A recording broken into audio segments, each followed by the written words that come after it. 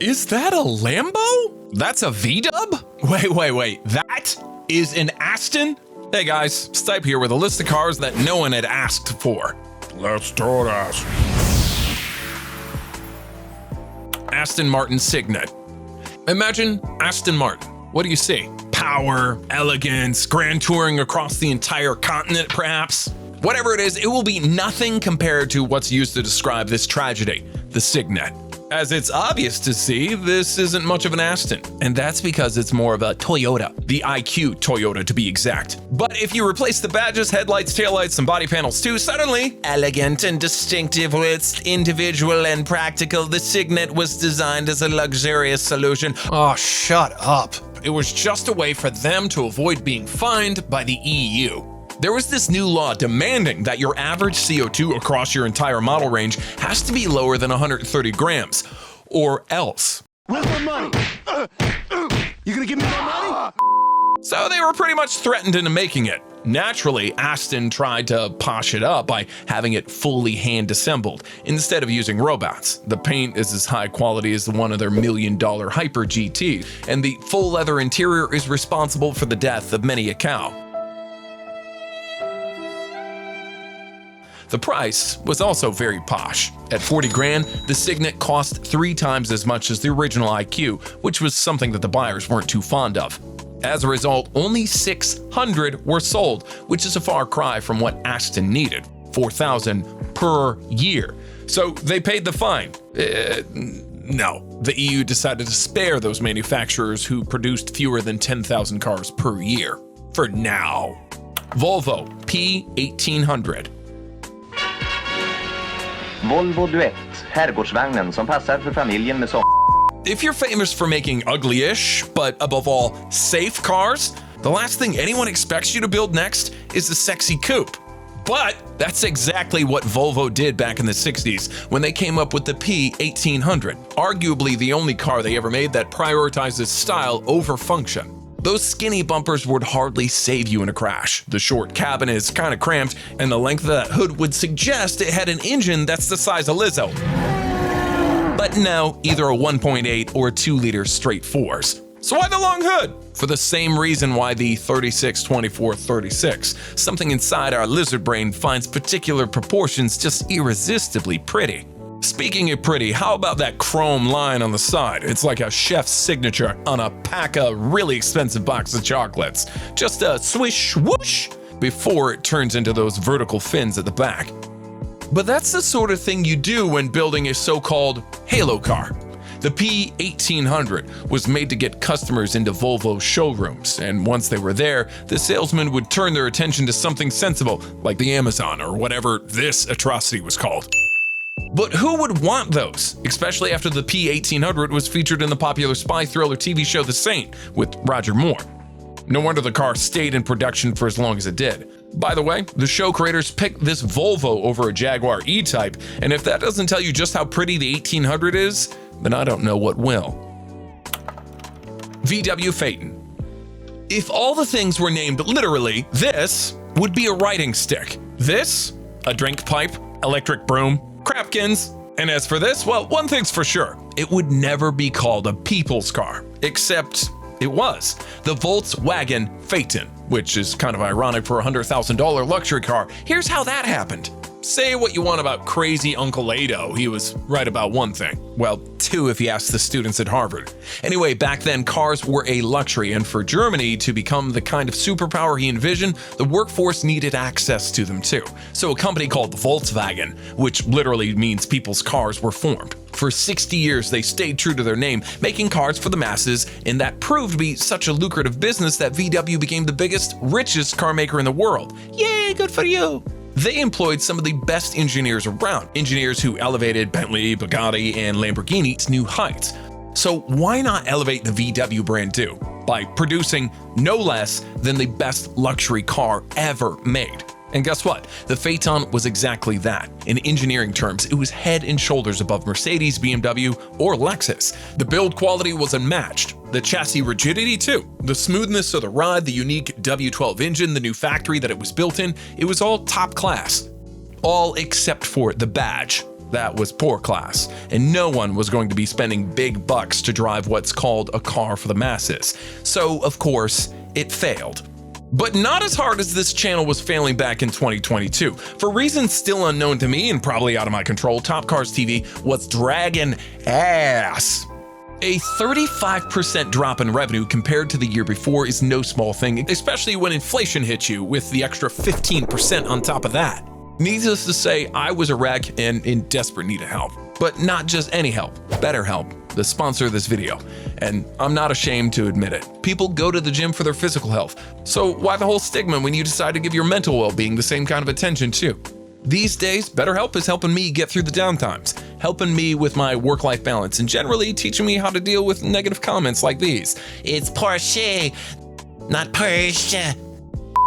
Starting with BetterHelp is super easy. Fill out a questionnaire, let them know about your specific needs, and boom, you'll be matched with your licensed therapist in most cases within 48 hours or less. Then the ball is still in your court, scheduling sessions at a time that's convenient for you and via a channel that you're most comfortable with, video call, voice, or just messaging.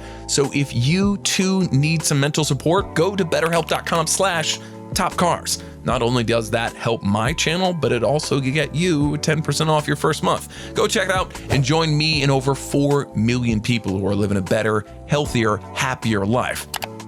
Kia Stinger. Kia is also best known for making down-to-earth affordable cars. Cars like Forte, Sportage, or CE''D, which was the official reasonably priced car at Top Gear. With a track record as such, hardly anyone ever expected them to come up with a performance model with lots of sharp edges, real quad exhaust, and a 370 horsepower twin-turbo V6. But you already know what this video is all about, so yeah, they came up with exactly that. It's called the Stinger, and other than that time when they rebadged the Lotus Elan, this angry-looking sedan was the first truly sporty model Kia ever made. A really good one, too. The guy who previously worked at the BMW M division was brought in to make the Stinger drive as well as it looks, and if the accolades are in any indication, he did a fine job at that. Best of all, aside from the key that looks like a bomb detonator, is the fact that this is still a very down-to-earth car. 40 grand for the top model is a damn good deal, and there are cheaper, less powerful versions too. But I doubt that the price was a huge factor for any of its buyers. Stinger was the first Kia ever that you bought with your heart, and not just because it makes sense. I bought the Kia Stinger. There's just one thing that bothers me. What took them so long? Their sister company, Hyundai, with which Kia shares a lot of parts, was making coupes, going racing, and even had the whole N Performance sub-brand for quite a while. So why the wait? I'll tell you. I don't know. Skoda Felicia, fun. Despite being one of the oldest European car makers, by the early 90s, Skoda was mostly associated with producing Soviet-style junk. Take this favorite as an example. When I was born, this was their latest and greatest creation, praised for being better than, wait for it, the Yugo. Luckily, with the fall of communism, the free market was ushered in and Skoda was sold to Volkswagen. Yeah, boy. Felicia was the first model that followed, used many parts from the VW Polo, and was a perfectly fine car, reasonably priced and with many body options too. But something was still missing. The fun. Turns out after nearly 50 years of misery and repressive Russian occupation, the Czech people had a lot of pent-up creativity and joy wanting to explode. And explode it did with this thing. The Felicia Fun, a beach-going, yellow-painted, ute convertible mini truck kinda thing. Never mind that the Czech Republic has no sea. The desire of its people to feel like they were on the set of Baywatch was still there, and this Funlicia was the answer. It was so youthful, so easygoing, cool looking, and wait till you see its party trick, the way it transforms into a 4-seater. What?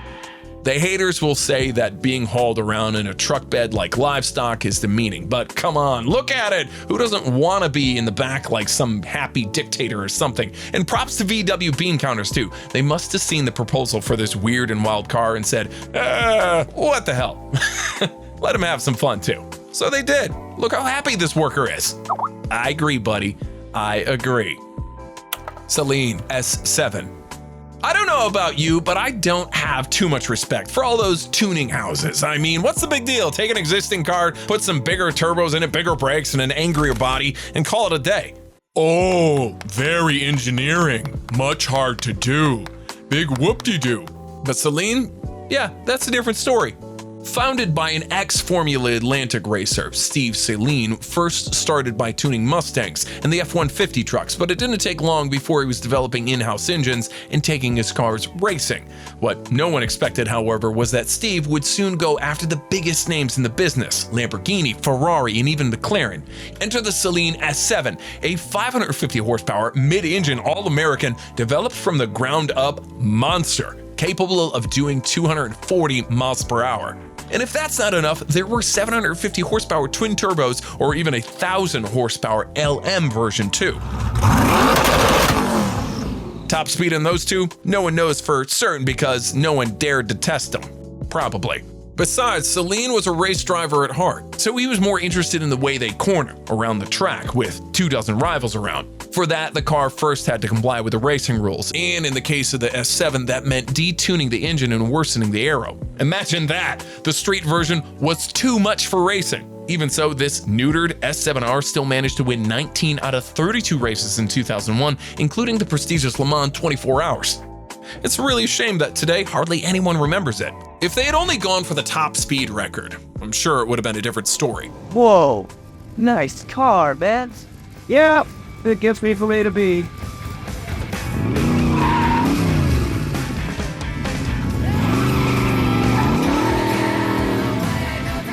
Anyways, it's time for the honorable mentions. Let's see if you can guess them. I gotta burp this whole time. Oh, get out of my body, burp. Okay, I'm good now.